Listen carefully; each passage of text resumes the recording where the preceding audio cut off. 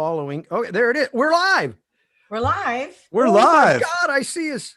Can you believe it? How did Oh, we no, get wait. live? That's from We're not last live. time. Wrong We're shirt. not live because it's 1 minute early. We can't be live. No, We're we're following you.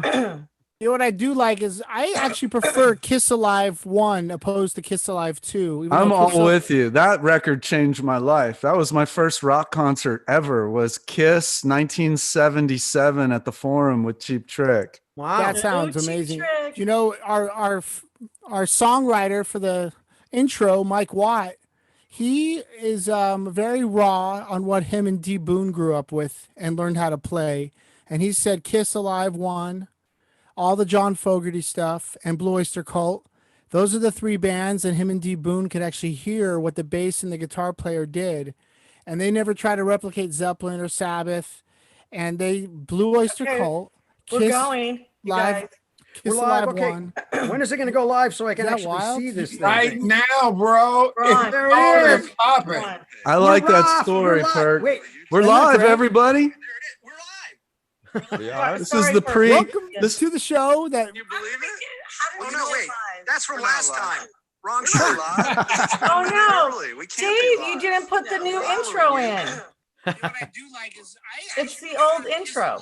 well, I did get the Mike Watt story in there, so what the heck? No, I have the new intro. Oh, Derek's still in there. No, we're not watching the intro yet. We haven't launched it. Oh, Wow. I'm watching the the New Year's Eve highlight. Well, hey, everybody, you are live with us on the Rock and Talk Show. This is the pre-show. Join us, start a watch party, help us spread the word. We got a great show tonight. We got some really cool guests. Super excited for tonight. Absolutely. There's so much to talk about, and we have such great musicians joining us. It's going to be interesting, you know, because musicians are outspoken, and we've got a lot to say, not only on our instrument. Hey, somebody's got I something don't going see on any in the share. background. I have no share on my thing. There's no share on here. I can't Like share. we said, rock stars and strippers are people too. I think Sonny and There's Shay- people. I don't see people talking. It says share with friends. Oh, there it is. Okay, let me see if that helps. If you can't find Cher, look for her ex-husband, Sonny. Yeah, if you Sonny's find there. him, then you might be in trouble. Yeah, it's true. You might have gone to the other side in the ski resort. Guys, I think somebody's got the volume on or something. Yeah, This is that's show 18. Everybody this who's is out show there that can 20. This is show 20. Show number 20 to start off Okay. 2021. Here we go. I got Bobby Burke. I got Dan Santoni over here. Oh, dude, you're getting them all. Wow. I'm watching now. I'm watching. Yeah. Nick Daniels in the house. Finally, now we can get on with the show, man. I Oh, love it. Let me see who. Let me, ooh, Hey, I heard it's like a foggy ghost town in San Diego right now, Wood. Is that true? let me see it who I wasn't so got. bad. I was D. coming in. Anthony Langston. I got my boy D, Big D, watching in. How you doing, D? Start a watch party. Spread the word. Start a watch party. I don't know, man. I'm hitting buttons. I don't know what's going on. You'll Just be hit notified when share. people join your Don't Sure. worry, party. they might hit back if you be don't be don't be Oh, scared if they mine hit back. said, mine said 2 minutes. something went wrong. We're trying to fix it as soon as possible. Oh, Yeah, I got that story years ago, and they're still waiting. Who else we got? Shoot me a comment if you're watching live on any of our I'm feeds, or if watching. you're watching on my feed. Shoot a comment so I know you're there. there. Did you see Yeah. my comment? Scott people here, joined. bottom square. Scott. Oh, look, people are starting to show up. CM Tally, Jimmy Allen sign? CM, what up, CM? Yeah. Clyde in the Trying to house. see. Let's rock. Yeah, they're people. Freddie Alvarez, my junior high school troublemaking friend. We got into some Mark trouble. What up, Jeffrey. Freddie? What? Yo, Remember Mark in Jeffrey the- joined. I can in see the late there. That's 70s, nice. the late 70s, early 80s, you can call FM stations and they give you like 3 minutes to shout out. Hey, I want to say thanks to Jeanette for breaking my heart last night. And this one goes out to you, Nazareth. Love Burns. Thank Who you. else we got watching? Who's watching on my feed here? Send a little comment so we can say Christine hello. Gordon. Christine Gordon. Christine, remember Christine used to sit in with us at the Killer Shrimp. That girl is monstrous. Oh, Remember yeah. Christine? Right. Hey. She just joined us. Hi, Christine. Hey. Wow. I was just telling Mike, my drum tech, the worst show we ever had at Killer Shrimp. I would trade that for one of Oh these my regular nights of not gigging any day in the week. I just saw a friend of mine, Steve Coyne. I played in a band called Max. I haven't seen this guy in 50 years. 60, 50? No, What? 50 years. I haven't seen the guy forever. Damn, Hey, you're Steve old, Coyne. dude. He was a great trumpet player, and we both played in this band called Max. It was kind of a wacky horn band. It had a horn band with a classical 5 mallet marimba guy, and we played crazy ass like Zappa kind of stuff. It Yeah, was crazy that back in those wasn't days. it cool when Steve Zappa Coyne, had Ray Zappa had Lopez. marimba. He had two or three Hey, different Christine from marimba Killer. I players. saw you, Christine. Yeah. So you guys, I think you guys ready to start the show? Yep. Oh my God. What I time- just what time shared a is it watch now? party from our New Year's special. What up, Fred? Well, maybe some people will watch that. We got Victor Oh my Orlando, God. Funjala in the house. We got some dumpster Yep. funk. We got some Funjala. We got Tony Sombrano. Oh yeah, finally. Well, I Dance tell you what, party. guys, I am hold on. I want to just Hold make on. sure I start the right thing We're here. 'cause I professionals, got as you could a tell. couple things open. So No, we don't get we're we gonna don't get paid for this actually, Scott. I- We're not professional. No, we're gonna that's have right. quiet on the set, boys, and we're gonna go ahead and start this show. So here we go. Okay. Oh, she's Hold on, I got to move this thing. That's in the I wrong see place. arrows. There we go. All right. and I don't wobbly. know what is going on with mine.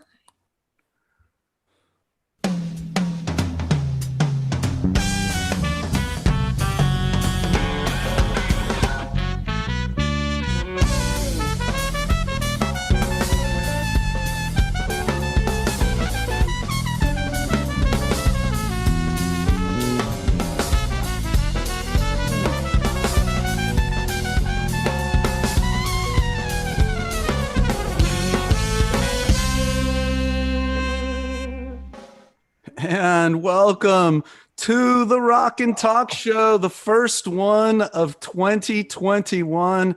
And man, we're starting 2021 off with a bang, a serious bang. But hopefully everybody's doing good. Real quick, I'm the Moss Man, and I want to introduce the crew once again. We've got Sheila Conlon, the beautiful Sheila Conlon over here. Oh, thank you. We've got Norwood Fisher from Fishbone, Kenny Olson, Twisted Brown Trucker Band, the one and only Scotty Page, Pink Floyd, Supertramp, and of course, Stephen Perkins, Jane's Addiction, Porno for Pyros. Welcome. Happy New Year, you guys. How we doing, Feels man? like forever. how we all doing? Good. Happy New Interesting Year. times we live in. Yeah, I Man. definitely feel Yeah. a year older than yesterday, actually. Well, that year went by so fast, right? It was like so trippy. It's like it's hard to believe a year's been. We haven't played in a year, right? It's crazy. Yeah, we were It's- just I talking haven't about even- some of the Killer Shrimp shows we would do every Thursday night. And I Yeah. was saying that the worst gig I've ever had could have been one of those, but I would have traded for any other night we've had in the last 10 months. Yeah. Although I don't remember too many shitty gigs at No. the Killer Shrimp, to Yeah, be that was my perfectly favorite honest. Right. They My were all, favorite they were all room in great all of gigs. Los Angeles to play. They were all great gigs until Sheila broke her leg. Oh, yeah, that- that's what I was talking about. yeah, that's right. That was That the was worst. not Oh a my good- God. That It's was true, not actually. a good night. One of What the a great smallest room, though. places. That was one of the great places to play in 2020, and Big time. also the Dome, which is a complete 180. They're both so different, Yeah. but we had such great gigs and great Oh. places and venues to do them at. Yeah, it was a lot of fun. So real quick, before we get too deep into it, let's thank our last guests that we had. Hopefully you got to check out our end of the year show, which is still up on our YouTube channel and our Facebook page. If you didn't, it was highlights from our first 18 shows. It was pretty cool. But our last guests, Michael Weintraub, we want to throw him a shout out and thank him for joining us, for being on the show, good friend of ours. And of course, the beautiful and amazingly talented Larkin Poe, Whew, Megan and girls. Rebecca. Check them out if you Those haven't girls were already. awesome, right? They were worth just checking. They're incredible. They Amazing. just, I mean, they just put a Robert Johnson tune up, Ooh. and I'm telling you, God, they're they're my favorite. I love them. So You know Yeah, what's big just shout remember- amazing out. about Robert Johnson? I think there's only 12 or 14 songs that he ever recorded. And those 12 to 14 songs have changed music from that moment on. And Exactly. it's not a big body of work. He had a lot more than ever did get recorded. We can't hear, but Yeah. that's crazy beautiful to still see what's possible today with the musicians. The bluegrass style took Yeah. advantage of his. Is And don't forget, Tiny Tim had one hit and he changed music forever, right? Is it conceivable that like no Robert Johnson, no Black Sabbath? There it is. I Absolutely.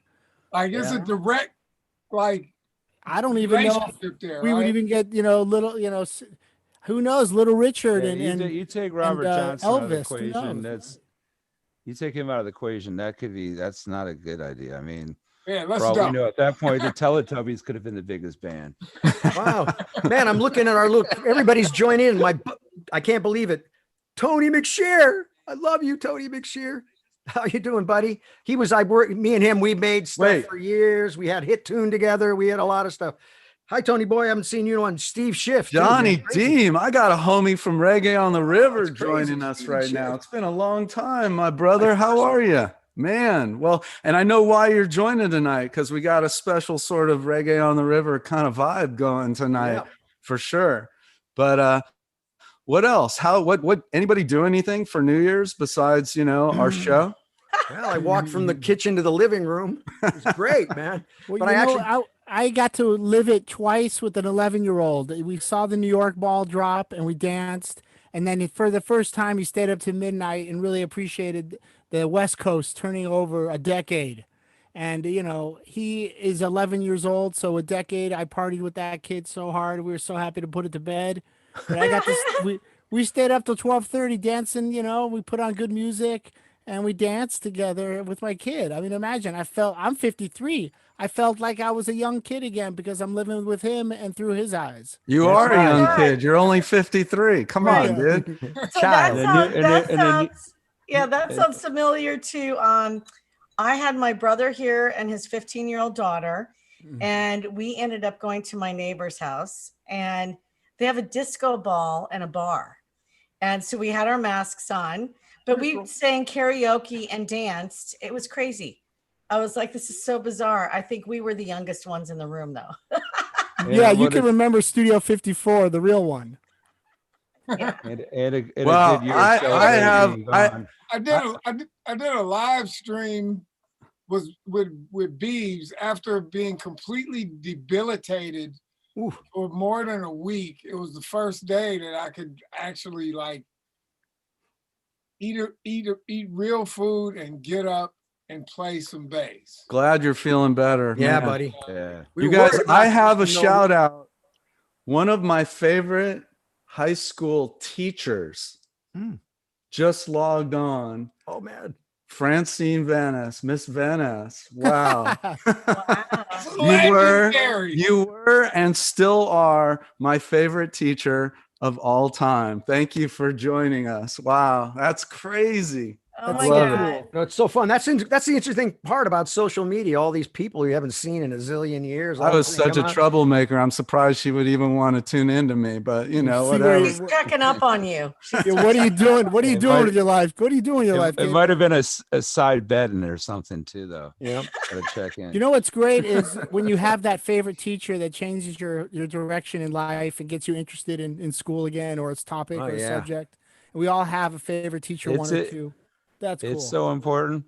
Yeah. It really is. There, the few teachers that did like me made that much of a difference. So. Yep. It's always that mentor, right? That one person that basically Exactly. communicates and gives you that little thing. It's like the guy that's on there, Tony McShear, man. I learned a ton from that guy. It was just incredible when you have those right people that you're around. It's unbelievable. Yeah, that's Good- what I want good for our teach- young my son and his friends to get out of this mess and be able to go explore the world, be curious, and check out and meet people and in person and really, get what we got, a mentor, Yeah. a friend, and guidance on how to get on our 2 feet and make something of ourselves. Well, that's kind of cool because our two guests coming up had very similar stories on how they had people in their life that mentored them and helped them get to Right. where they are as a musician. So Speaking of our two guests, I mean, I can't think of a better time than now to introduce them and bring them into the group. So I'll go ahead and start off like our first guest, a legendary reggae artist, best known for his stint with the band Steel Pulse, but he's also played and toured with Pato Banton and a million other reggae bands. Amlak Tafari is joining us right here from Steel Pulse, an old friend of mine and Norwood. Yeah. And There he is. Amlak. What's up? And before we get into it, let me just quickly introduce our second guest. Ooh, An amazing, like virtuoso, crazy, ridiculous musician who toured and played with Frank Zappa, Eric Burden. He's got his own band. Let's welcome into the group and part of the Rock and Talk Show, the one and only, the legendary Mike Keneally. Mike Keneally. Yay. Mike and Amlak, welcome. Hi, can you hear me okay? Yeah, loud and clear. Can you hear this?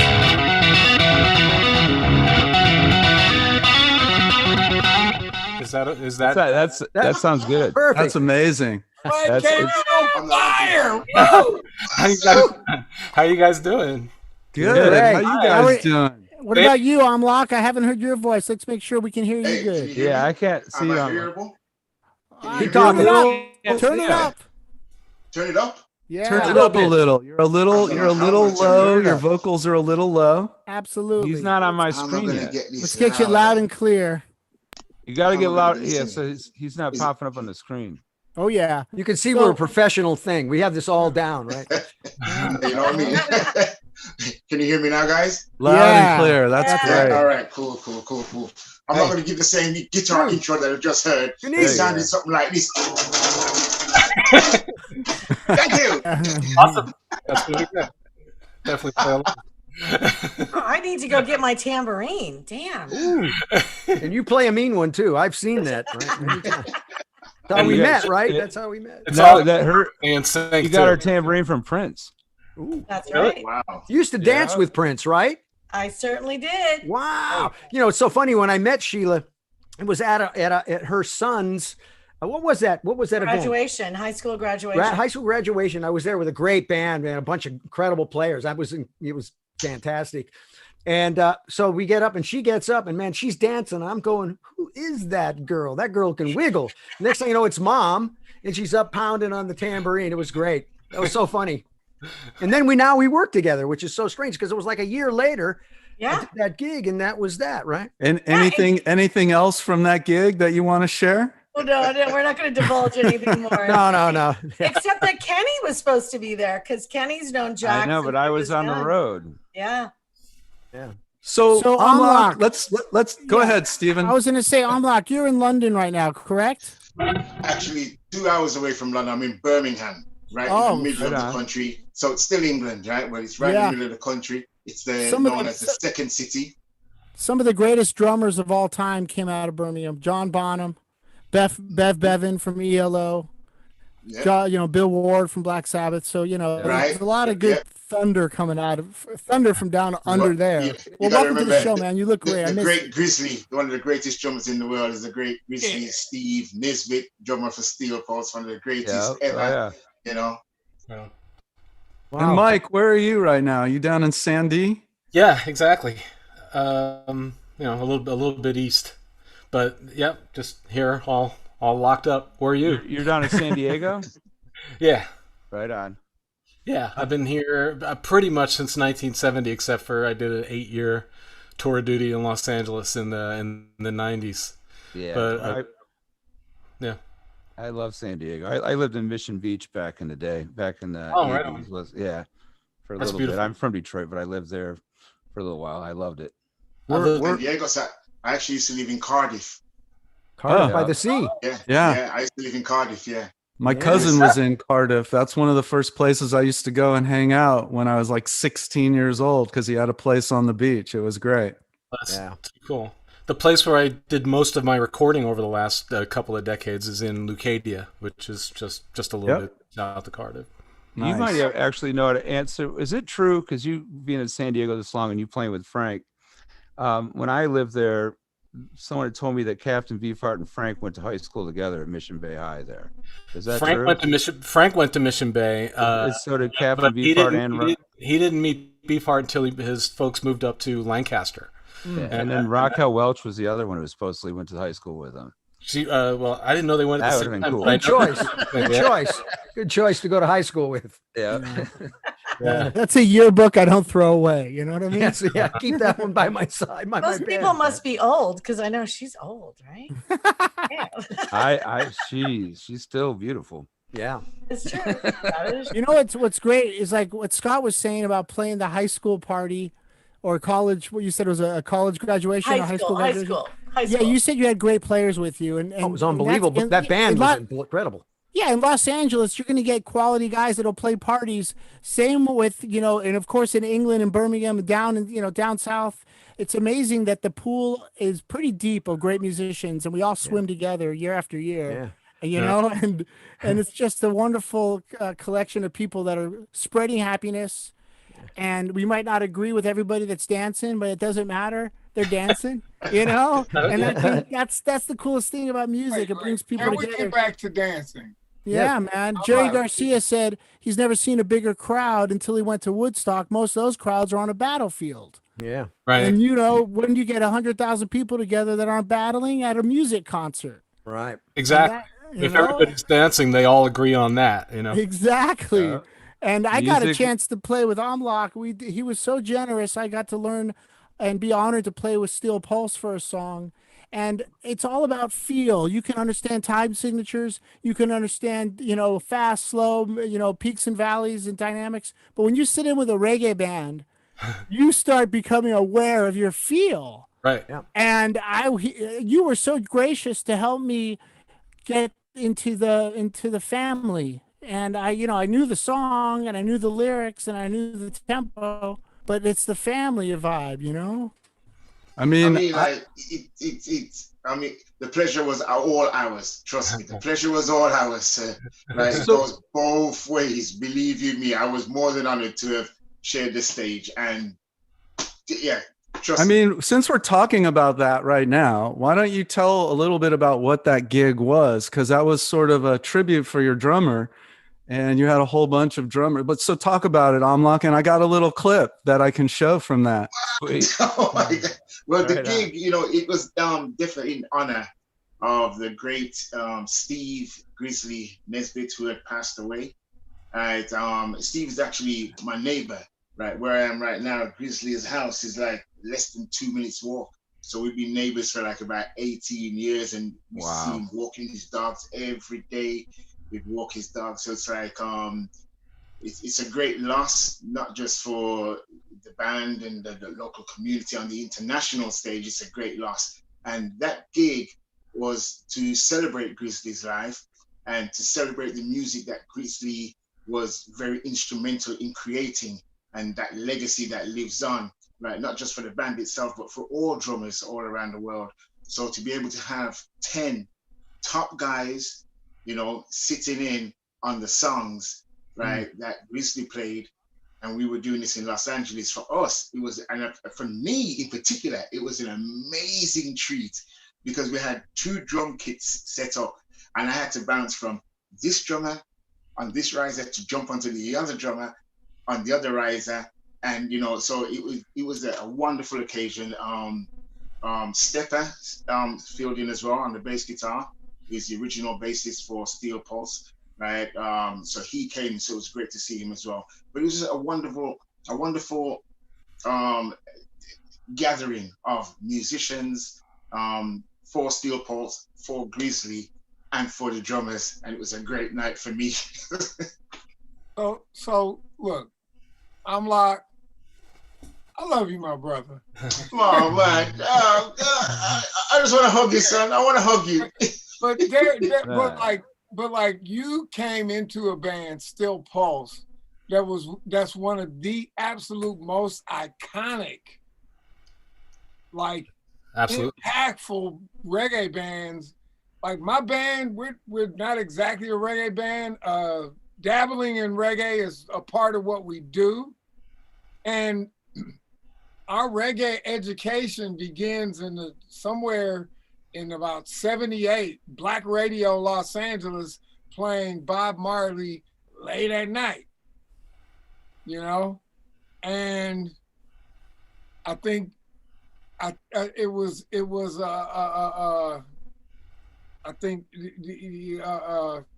I'm brain farting and it's embarrassing, but Now That We Found Love was like the next, like it was a big hit. And very shortly after that, Still Pulse, because Stevie Wonder loved Still Pulse. Mm-hmm. Like reggae took off in Los Angeles. Oh. And there was already an amazing reggae scene in Los Angeles. But I think Still Pulse was the band that really kind of like, as revolutionaries, as impeccable, amazing musicians. Yeah, they're a catalyst for sure. Yeah, like really just kind of blew it up. And you know, and then after that, it was wide open. Like then we discovered, you know, Black Uhuru, right? But it was really like, I think Still Pulse was the band like that you could touch almost. And it so look, Still Pulse played the Palace. You weren't in the band yet, I know. No, okay. But Still Pulse played the Palace in Los Angeles, and this had to be in 1984. And every member of Fishbone climbed the fence on the side. Yeah. Scaled the fence, figured out how to reach the window that we could see. We climbed into the Still Pulse dressing room. Oh, geez. Walked through the dressing room and downstairs and into the show. Wow. That's awesome. Hey, I got a clip. The band was cool as can be about it. That's awesome. That's how I got in the band. Right through the bathroom. That's how window. I get into all the bands. Yeah, exactly. I got a through the clip. bathroom window. Let's rock it. let's see see. I it. got a clip from that show. I want to show it. Here it is, and then we'll talk about it after. Oh, my bad.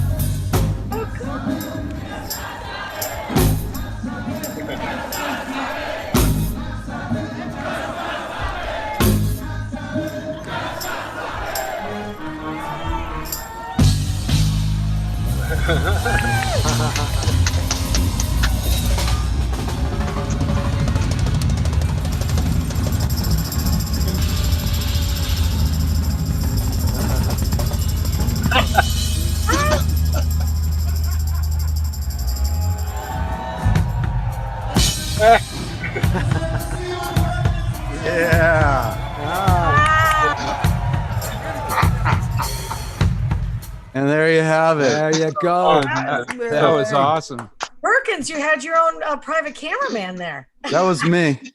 Yeah, I shot. I'm going to take credit for the amazing, incredible video footage of those two amazing artists right there. That's like, going along with like Steel Pulse had such a big impact, even in the Midwest. Like me being from Detroit, but Chicago had such a awesome reggae scene for United, in the U.S. here, and you guys were like, gods there too. So that's how I discovered through all my peeps over in Chicago about Steel Pulse.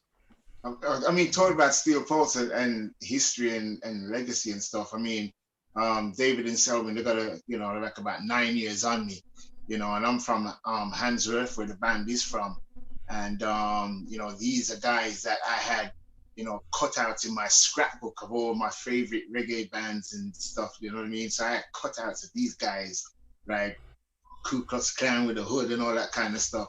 So I mean, like, like Norwood mentioned about dabble. I mentioned that we're dabble. I'm with Steel Pulse dabbling. I'm still trying to get there. After 16 years, what I mean? It's like I'm still trying to fit in. What a thing, though, to be able to play with somebody that means that much to you. It's great. Yeah. Well, you did that too. You did that too, right, Mike? Let's shift. Yeah, let's talk to you, Mike, about how'd you start? I know your parents were a big influence in your life. Give us a little quick background. They were so supportive. It was huge, and they recognized it in me before I did that I was supposed to play, because it was for my 7th birthday. They got me this little electric organ, which I just kind of took to right away. I was playing melodies on it. It made sense. I always tell people you should start on keyboard, because there's something about looking at a keyboard that made it real easy to see music. Makes sense. So I started playing that when I was 7, and then I loved guitar. I was a Beatle freak from age 5, because this is the mid 60s, and I had a teenage sister who was like prime Beatle target demographic. So she had all the records, she had all the posters, and then at the point like around Revolver, where they officially became too weird for her with quotes around it, I ended up it's unbelievable, but she was like, all right, no, I'm turning in my membership at this point. It was just too strange.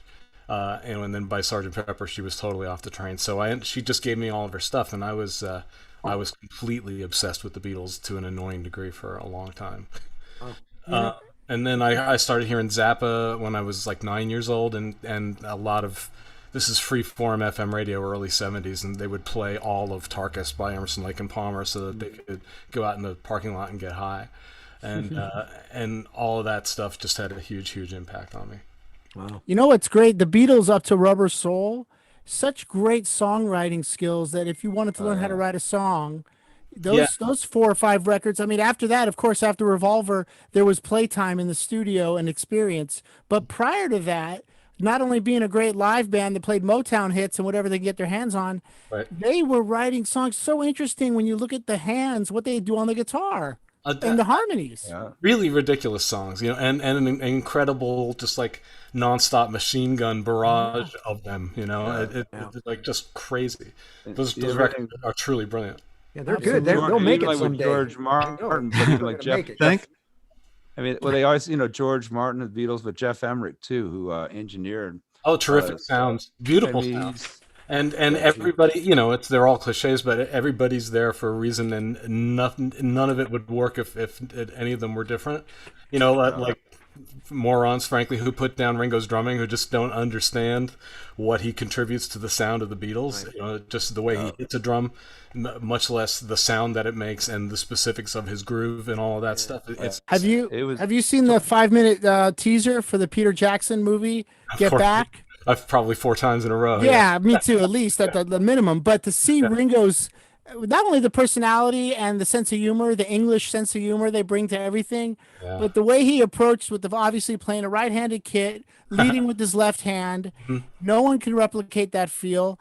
And then he was so lyrical. You can't play those fills. Nobody else can play those. And it's so lyrical and musical and sensitive to every musician, including the topic of the song and the lyrics. It's true. It's all exact. It's all perfect. Yeah. I remember when we were talking about that, Perkins, it's really interesting. If you think of all the great bands, they've always have great drummers and they're unique. And it's same like with Nick Mason. I remember when we played, I just got finished playing a lot with, Jeff Porcaro and all those guys when I got the Floyd thing. And, I'm used to was that. And when we got there, it was like, the way he kind of plays, it's a little clippity cloppy, but it's got its own little vibe to it. Yeah. And it was interesting. We would have guys come in and sit in during sound checks and stuff, and we'd be doing a Floyd too. And you could see the thing just completely changes when he sits behind the drums as opposed to somebody else playing the same licks. There's just something about those guys that have a really unique.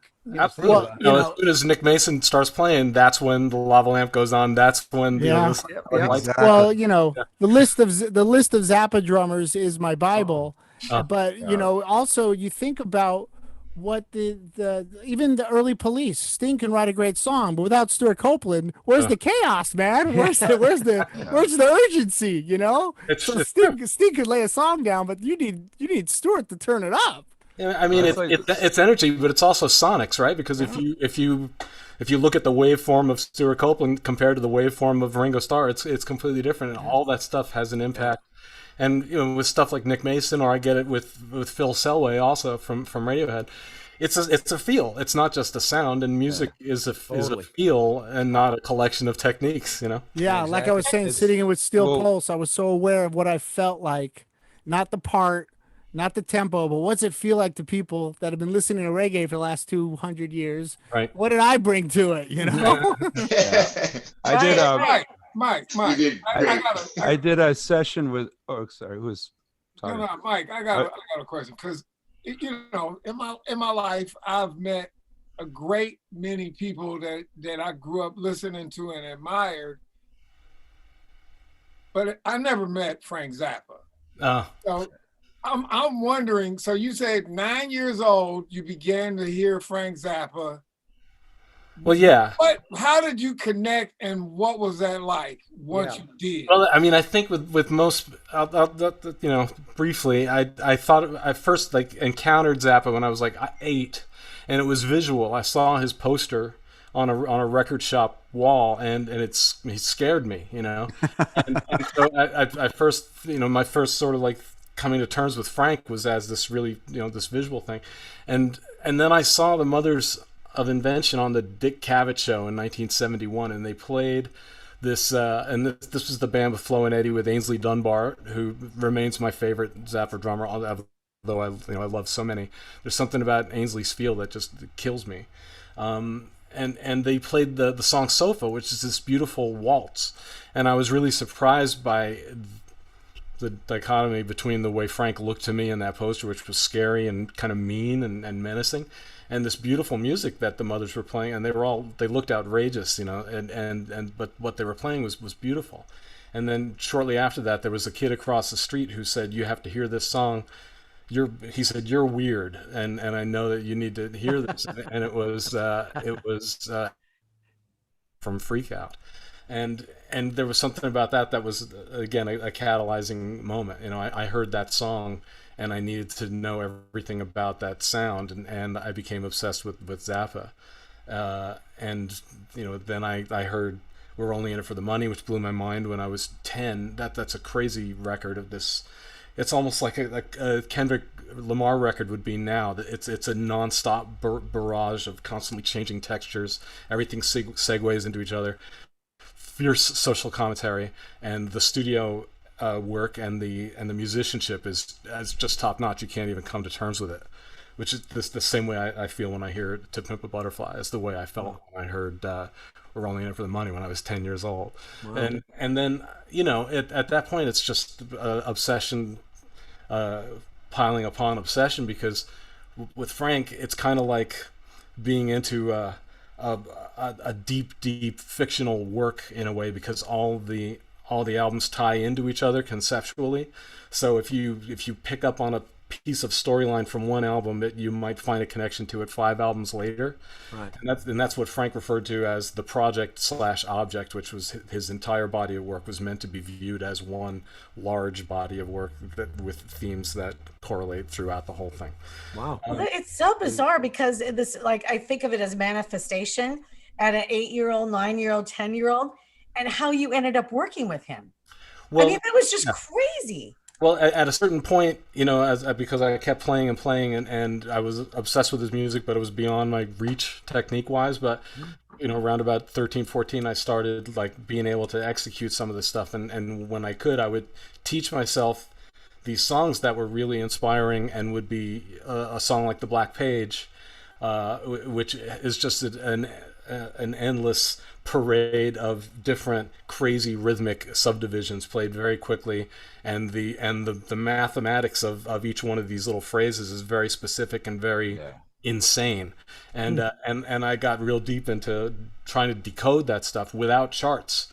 I was just using my ears and my fingers. And it wasn't until later I was in the band and I realized how wrong I was. There's nothing like actually playing it with the guys who know how to play the stuff. Yeah. And then you really learn what the math of it is, and also what the attitude of it is. You know, that happened to me with I played with Chester Thompson and did a session together, and it was a pretty intricate piece. And the time signatures were, you know, fluctuating around and everything. And I'm going in, there's a guitar player like, oh God, I'm playing with Chester Thompson today. And he's got this down to a science. And he broke it down to me.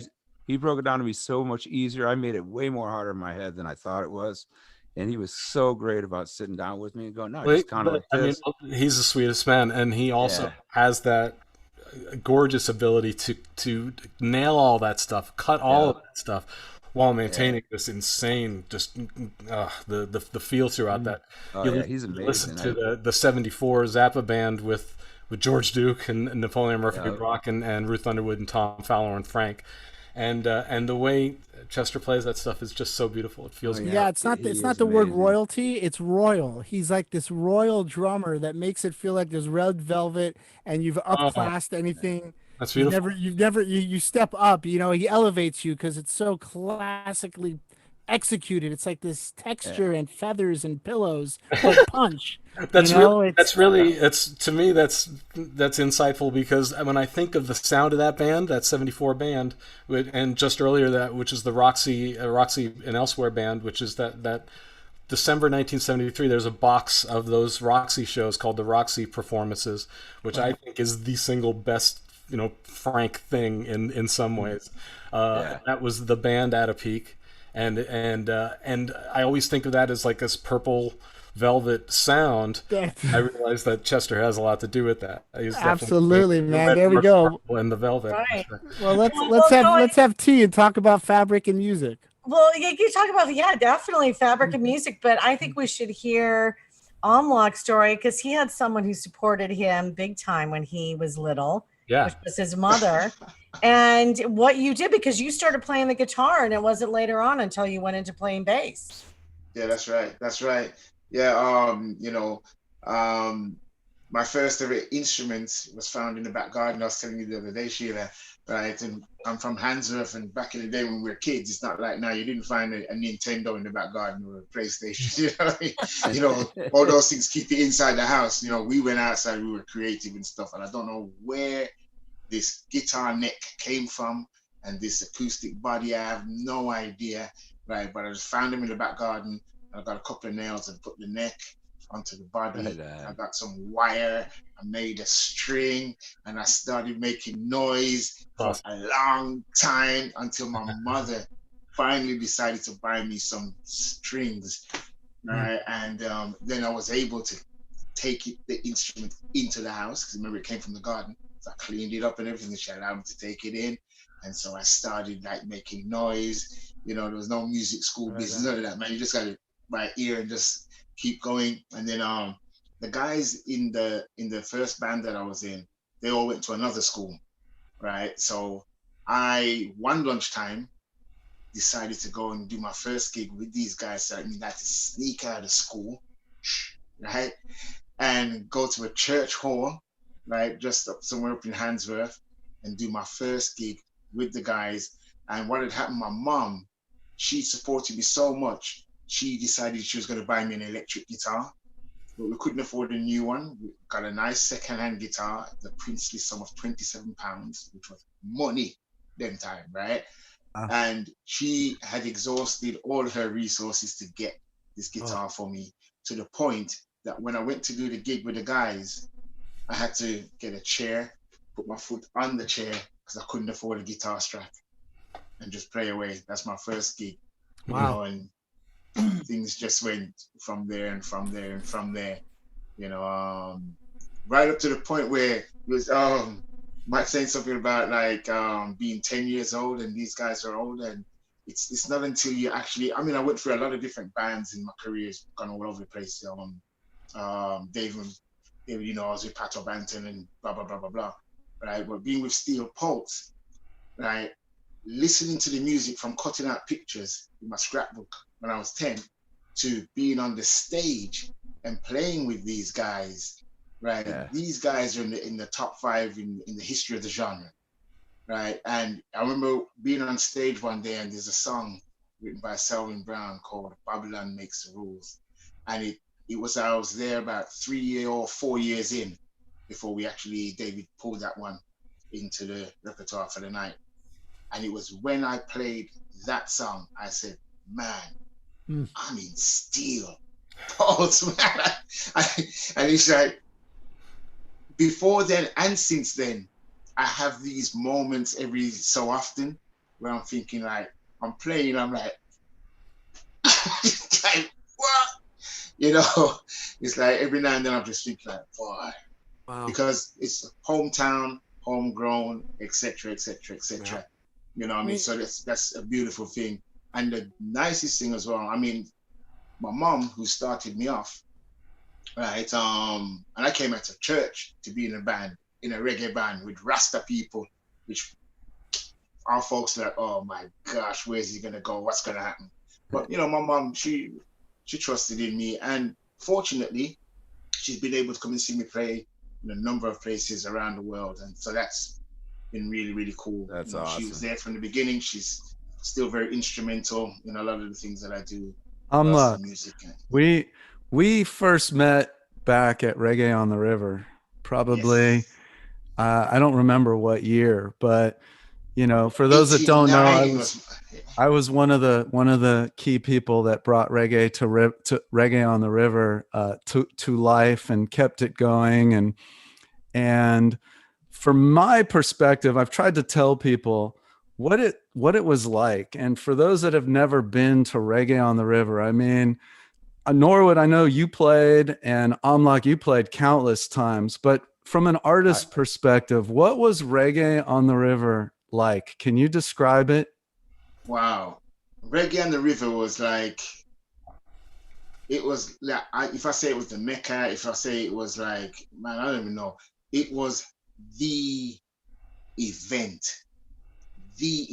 of events. You know, 3 days out there in the countryside. Is it Russian River, Eel River, Russian River? Eel River, right? And what made, all right, I'll tell you something. What made Reggae on the River so special, and it's like I was destined to be up in the Garberville area, because when I was about 4 or 5 years old, we used to have these, you know, the school books when you're a kid, and the text is big, and then they got pictures, like painted pictures on the pages and all that. Well, there was a book that I'd read, and there's a company called Ladybird Books, and I remember reading this book, right, and seeing a painting of a giant redwood tree. And I had no idea that, I think it was 1989 was the first time I was there with Pato Banton.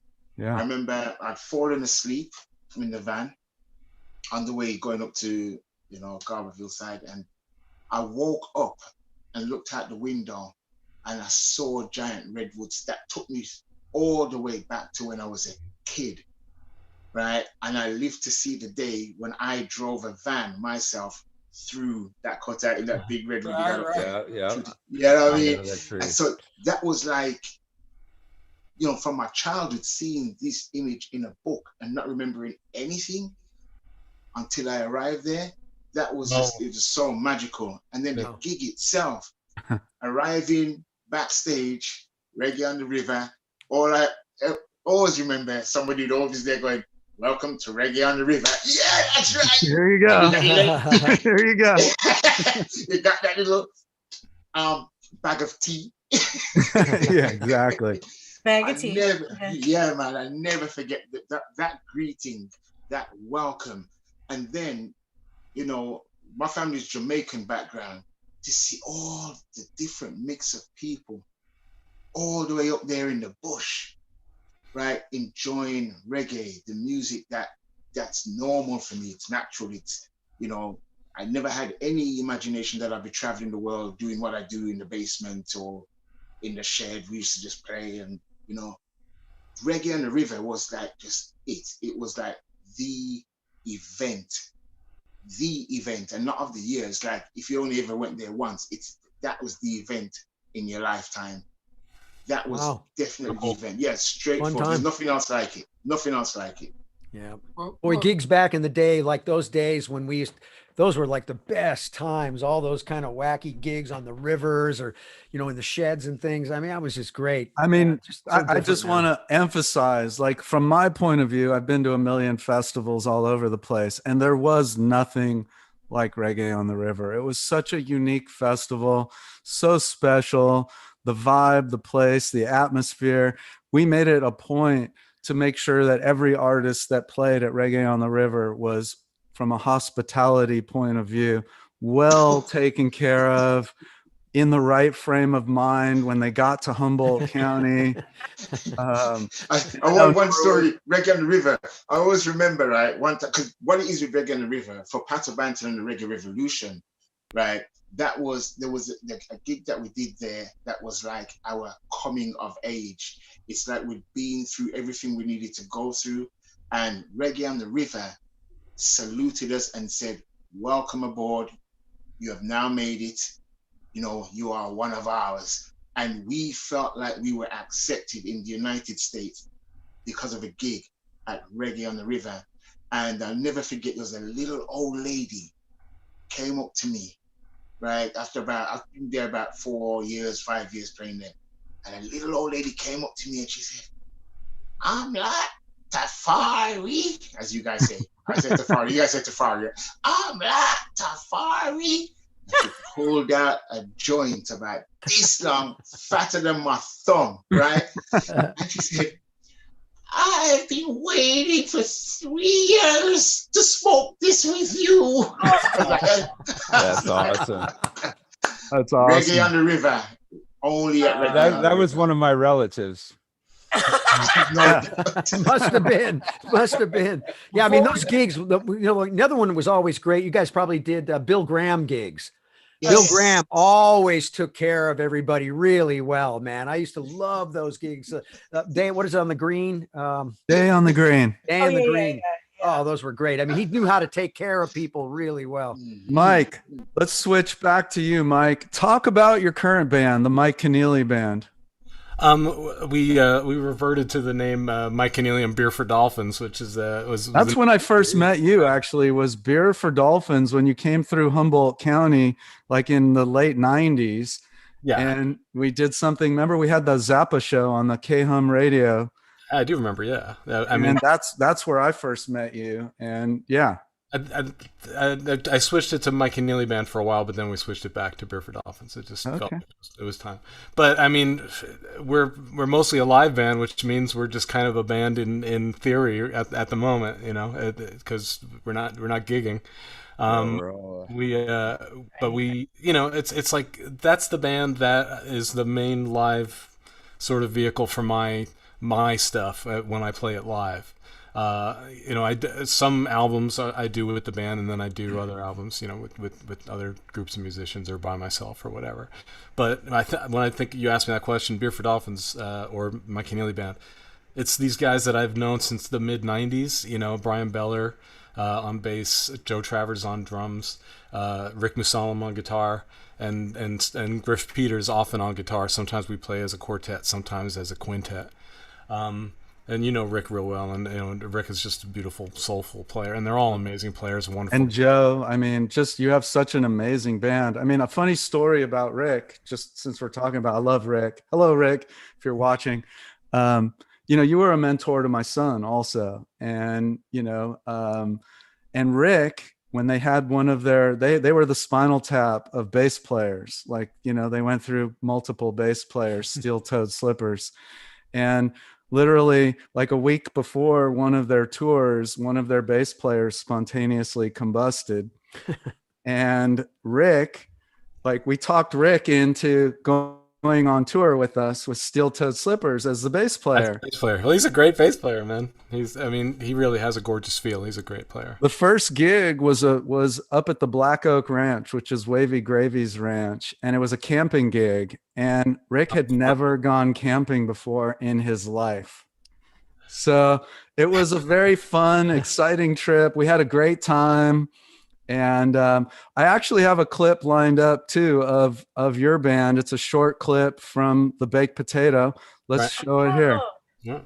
Kenny, you were there, right? Was this the one? Well, I don't know if Kenny was here on this particular gig. Yeah, I play the Big Potato constantly, so you The Spud.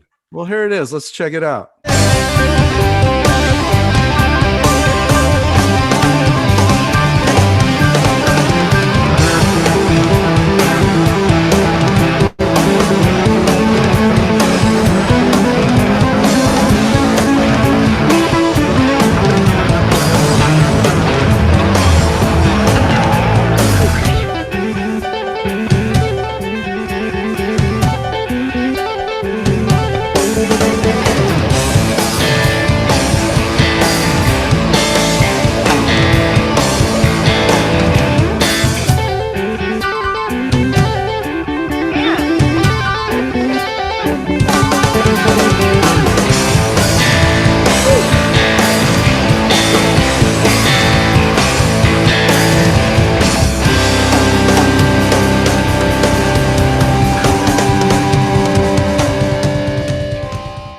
Wow. Adult stuff, man. Those are like adult chords and things. He was playing all that adult stuff, man. Hey, I got a question for Mike. Real quick. I was looking at your bio, I was kind of going through it, and you mentioned something I was so curious about. You said brown triangles. Oh. And what the heck is that? Because you said it was so important to you. And what was that? Because I'm always fascinated with people, how they think when they play and stuff. So what is that? Well, I mean, that was a phenomenon that only happened for, I guess I'd say a few months. It started in the late 90s and went for a little bit into 2000, I think, or maybe a couple years later. But anyway, sometimes when I was playing, if I had my eyes closed, I could see like a bowling pin configuration of brown triangles up in that direction, and things would happen. I know that doesn't make any sense, but it was something that showed up, and Did it have anything to do with the brown acid? Well, I mean, who knows? It may well have. Might have. but it was a constant phenomenon, whether brown acid was involved or not, and I would close my eyes and get sort of like music notation, or at least signals from these triangles. Wow. Had an impact on the way I was improvising at the time. Wow.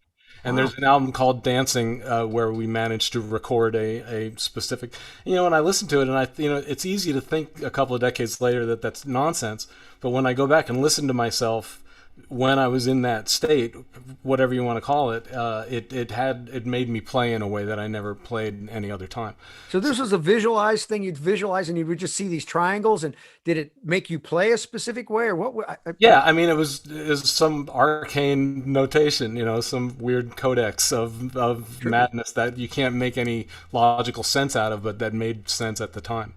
Wow. Well, when I'm playing drums, and I get so lucky to play with so many great bass players, two of them are on the screen with us, but I always somehow see these images that are like an M.C. Escher painting or etching, where the white hand and the black hand come together and it goes right off the page, or the white duck and black duck, or the lizards in the circle, or the upside down staircases. That's like a mandala kind of. Absolutely, and it starts to happen between the kick, the snare, the hat, and the bass strings. And if I open my heart and just let it happen, it really starts to weave. If I close up a little, or maybe pay attention to another instrument, things definitely change, not for better or worse. It's just different. But this rhythm section, there's a sense of harmony between the kick, snare, and the hat, and the bass guitar. And if you're open to it, it's probably what you were seeing. It leads you and guides you, and it's not you anymore. It's just opening your palette and letting it paint itself somehow. Yeah, exactly.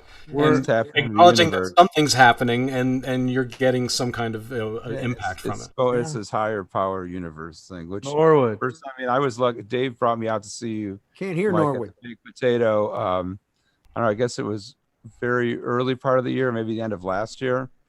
And I have to tell you, that was very mind blowing. You playing with the guys. I was Thank you. very impressed. Guitar player to guitar player. I was like, oh yeah. Actually, one of the nights I remember was 2016 on November 3rd. Oh shit. I mean, we were all together that night, and we were all at the Baked Potato drinking a lot of alcohol. That was an unbelievable night. That was truly one of the most surreal nights of my life, and I'm happy to be talking to you now 4 years later. That's a good way to frame this particular. Aw, that's so sweet. So listen, Norwood, you were trying to What were say you gonna something. Norwood? Yeah, but because we're wrapping around to Yes. the end of this thing, and Thank you, Norwood. there is something that is like, there was a moment at NAMM show a few years ago where me, Amlak, and David we all kind of connected, and me and David were rolling, and Amlak tapped me on the shoulder, and then it was on, but where David and Amlak went in this conversation, I just was happy to be a fly on the wall. But it had to do with Amlak as you an Ocean Conservancy, and David as a diver and a diving instructor. Like, you guys went in this realm. I'm a surfer, but I couldn't keep up with where y'all at. Well, we were talking about doing some crazy stuff with some kids from Watts and some kids from maybe either Birmingham or from Jamaica, and taking them out to, talk about what you're working on. And we are down to the last couple minutes. And Mike, we want you to close the show out with something live, but talk about.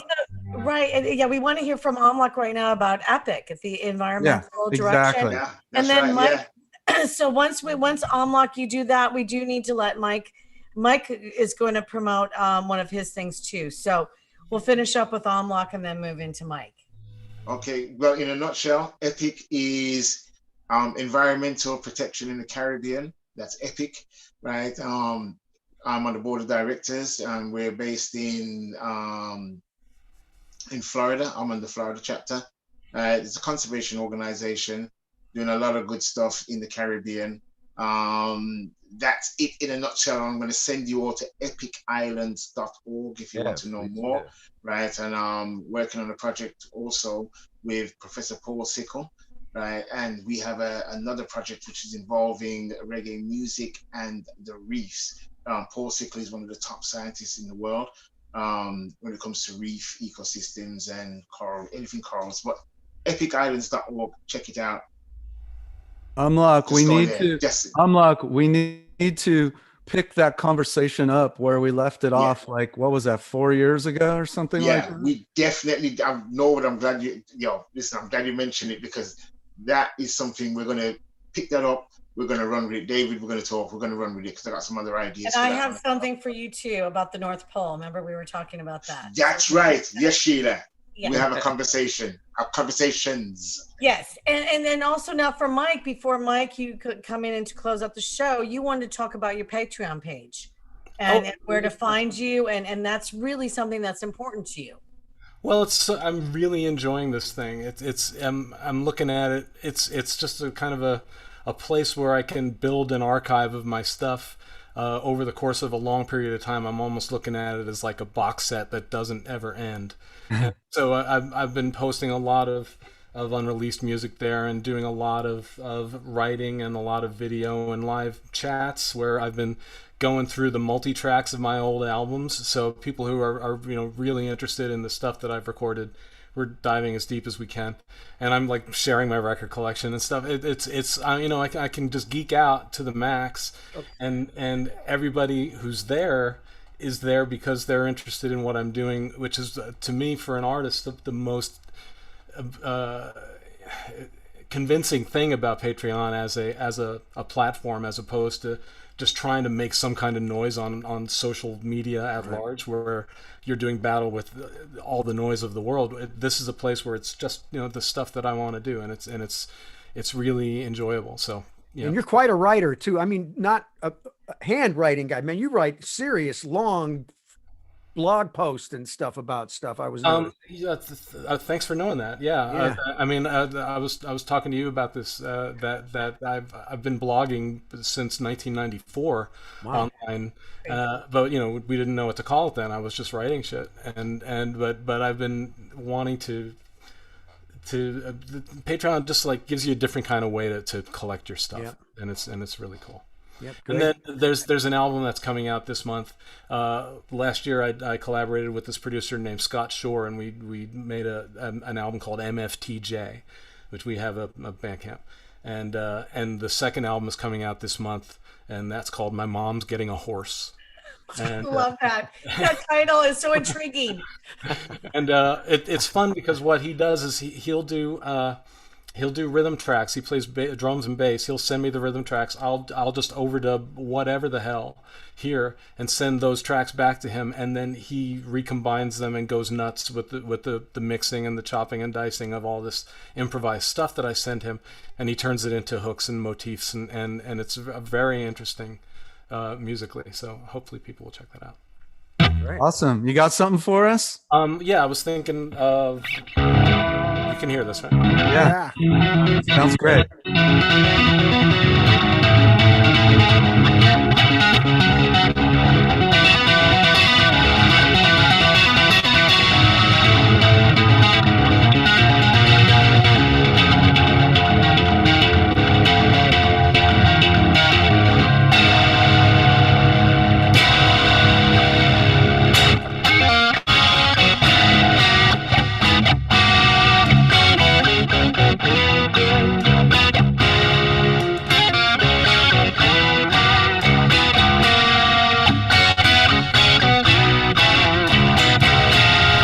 This is my pledge. Whenever I hear those rumors, I'll scotch them right away. When evil words spread about you, words smash and numerous, I'll leap from the ledge. I conquer those who would doubt you. I'll swoop and scotch and bring you a brand new day. I will scotch, I'll undisclose those who define me, I will know. Cast away those defame. You'll never be the same.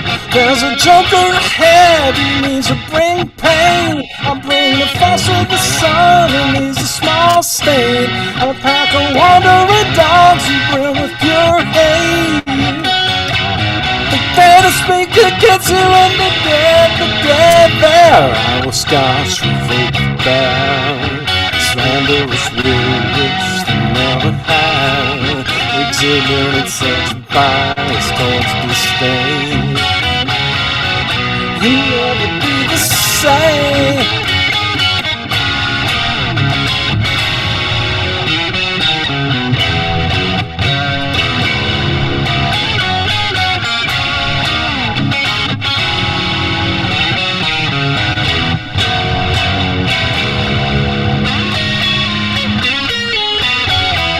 I will scotch, I will be smudged. From the shadows I will emerge. I will scotch, so your name never be the same. And when I return to my room, I sob in my tiny room.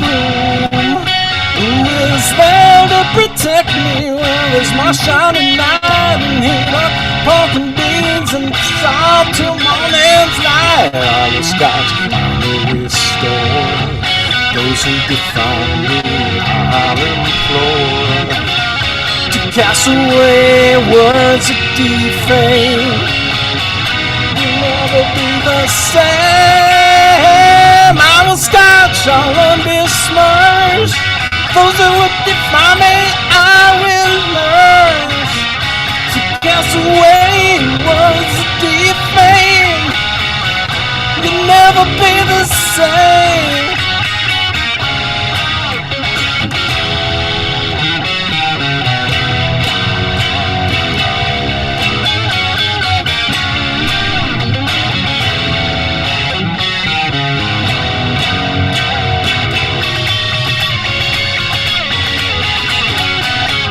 The Scouts are run be smudged on the jackals I will love. I was Scouts and so your name. You'll never be the same.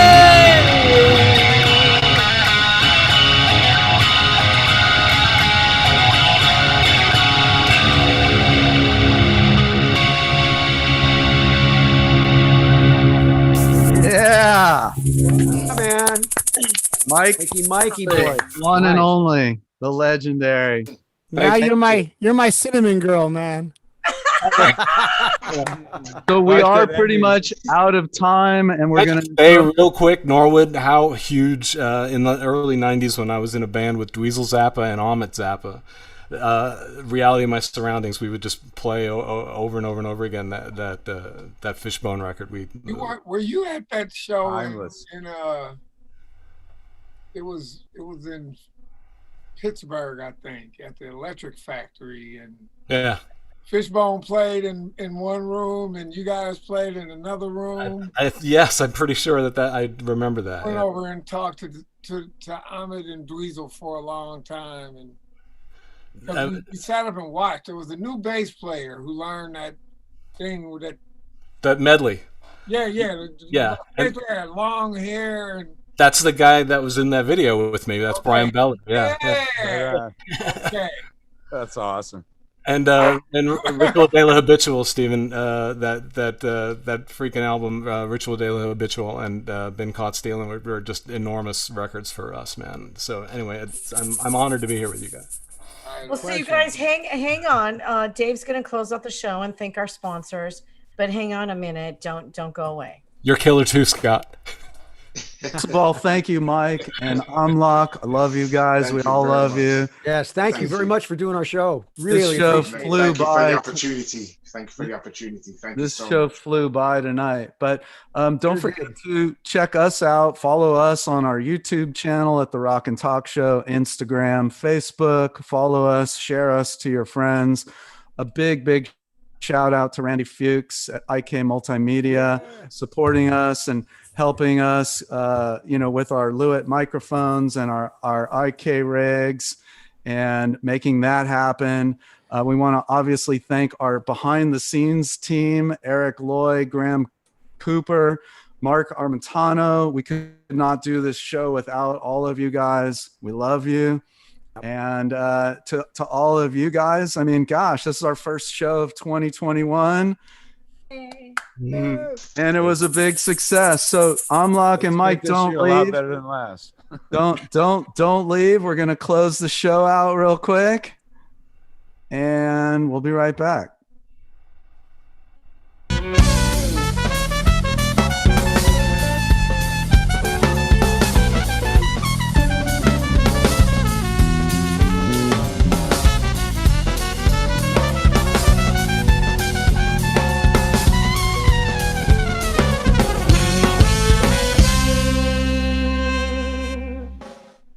And there you have it.